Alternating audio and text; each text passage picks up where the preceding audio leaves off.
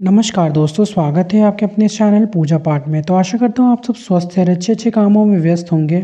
तो इस वीडियो के माध्यम से मैं आप लोगों को बताने वाला हूँ कि किस प्रकार से आप सब बिल्कुल सिंपल सरल विधि से अपने घर में संध्या आरती कर सकते हैं। बहुत लोग इसे साँझ दिखाना भी कहते हैं। तो देखिए, साँझ दिखाने में बहुत हम सब में से बहुत गलती कर देते हैं। देखिए, कई-कई लोग तो दीपक अपना मांझते भी नहीं है और जो सुबह दीपक प्रज्वलित करके दिखाए उसी में आप दीपक प्रज्वलित कर देते हैं। तो आपको ऐसा बिल्कुल भी नहीं करना है और साथ ही साथ बहुत लोग तो बाती भी नहीं बदलते। जैसे कि आपका बाती बच गया तो आप बाती भी नहीं बदल सकते हैं। तो आपको ऐसा बिल्कुल भी नहीं करना है। आपको प्रतिदिन बाती और जब भी आप दीपक प्रज्वलित करें तो आपको अच्छे से मांझ के बाती बदलना पड़ेगा ना। और बहुत लोग ऐसा भी बोलते हैं, क्या हमें दीपक से धूप मतलब जो दीपक हमारा प्रज्वलित करते हैं हम उससे हम धूप जला सकते हैं? तो आप लोगों का बहुत डाउट है, तो इस वीडियो के माध्यम से मैं आप लोगों का डाउट क्लियर करूँगा। तो देखिए, आप सब देख सकते हैं मैंने यहाँ पे सुबह दीपक प्रज्वलित किया हुआ था जो कि काला-काला आप देख सकते हैं। तो अब जब हम साँझ दिखाएँगे तो आपको ये दीपक दोबारा से धोना है। और मैंने यहाँ पे चावलों का भी आसन दिया हुआ है, तो अभी हम इसे अच्छे से कोई गमले में डाल देना है जो भी बचा हुआ है। और मैं 1 बाल्टी पानी ले लिया हूँ वॉश करने के लिए। और जब भी आप भगवान जी का बर्तन धोएँ तो आप उस मतलब ब भगवान जी के लिए जितना भी साबुन आदि होता है वो सब आप अलग रख लें। तो आप देख सकते हैं मैंने अच्छे से यहाँ पे मांज रहा हूँ मैं। बहुत लोग तो मैंने देखा हुआ है कि बस ऐसे ही जो 3-4 दिन तक ऐसे ही प्लेट जो भी थाली है और भगवान का जो दीपक है ऐसे ही छोड़ देते हैं बस। जब तक वो पूरा काला नहीं हो जाता तब तक उसे धोते नहीं हैं। तो आपको ये गलती भूल कर के भी नहीं करनी है। आपको प्रतिदिन जब आप दीपक प्रज्वलित करें, भले वो गंदा ना हो लेकिन फिर भी आपको मांज लेने हैं। सारा वस्तु आपको मांजना है। जो थाली है, धूप रखने वाला दीपक आपको अच्छे से मतलब मांज लेनी है। तो देखिए, अगर बहुत लोग आप बोलते हैं कि हम लोग मिट्टी का दीपक प्रज्वलित करते हैं, तो देखिए मिट्टी का दीपक प्रतिदिन नहीं जलाना चाहिए। अगर आप प्रतिदिन जला रहे हैं तो आपको पीतल का दीपक ही आप खरीद लीजिएगा तो वो अच्छा रहता है, क्योंकि पीत वर्ण अच्छा रहता है दीपक का। और बहुत लोग मतलब कि जैसे कि जो दीपक मिट्टी का लेते हैं जो लोग, वो दोबारा वो दीपक को नहीं जला सकते। मान लीजिए कि आपने अभी दीपक जलाया, उसको आप कल होके नहीं जला सकते, वो ख़राब हो गया, आपको उसे हटा देना पड़ेगा। और जो पीतल का जो दीपक है आप इसे प्रतिदिन हर वक़्त जब सुबह शाम आप वॉश कर के इस्तेमाल में ले सकते हैं। तो यही है दीपक, मिट्टी का दीपक अगर आप लेते हैं तो बस एक ही बार वो यूज़ होगा। और जो पीतल का दीपक होता है वो आप हर समय इस्तेमाल कर सकते हैं।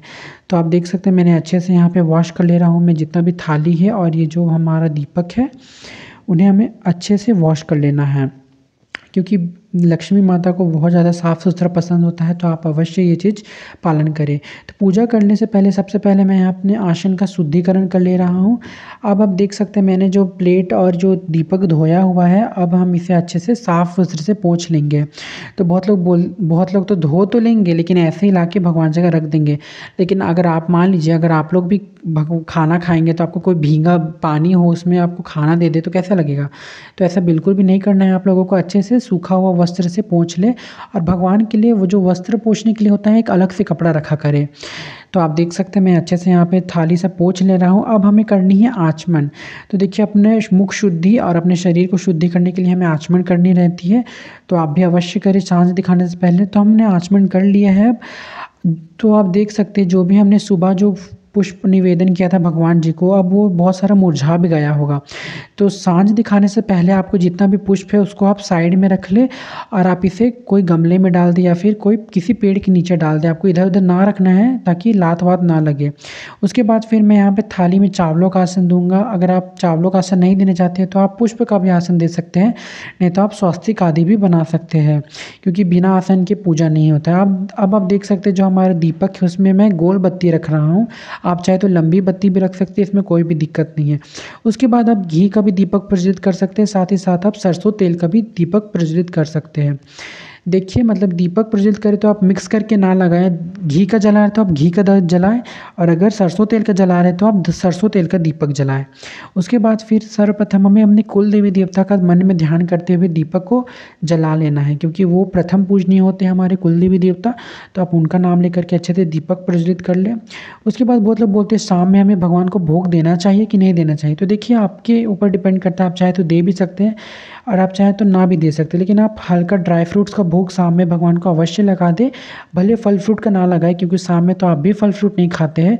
तो ऐसे ही उसके बाद फिर आप देख सकते हैं यहाँ पे ये जो धूप की टिक्किया है उसे मैं अभी जला लेता हूँ।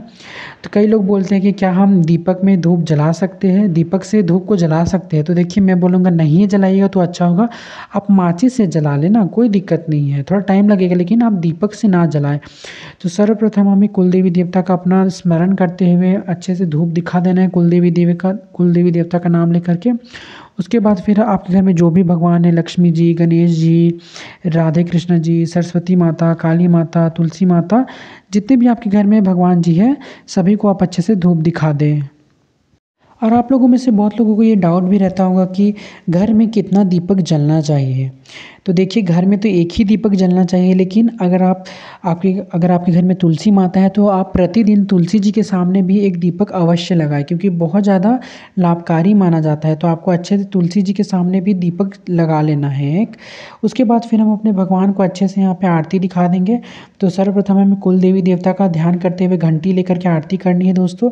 उसके बाद फिर आपके घर में जितने भी भगवान जी सबकी आप आरती उतार सकते हैं। तो देखिए, इसमें भी बहुत लोगों को डाउट आता होगा कि किस भगवान की हमें आरती करनी चाहिए। हमारे घर में बहुत सारे भगवान हैं, तो देखिए, रेगुलर बेसिस पे अगर आप करते हैं आरती तो ओम जय जगदीश हरे का भी कर सकते हैं, या फिर आपके जो भी कोई इष्ट भगवान है जो कि आपको बहुत अच्छे लगते हैं, आप उनकी आरती कर सकते हैं। जैसे शिव जी आपको अच्छे लगते हैं तो शिव जी की आरती करें, दुर्गा माता अच्छी लगती है तो आप माँ भगवती दुर्गा की भी आरती कर सकते हैं, इसमें कोई भी दिक्कत नहीं है।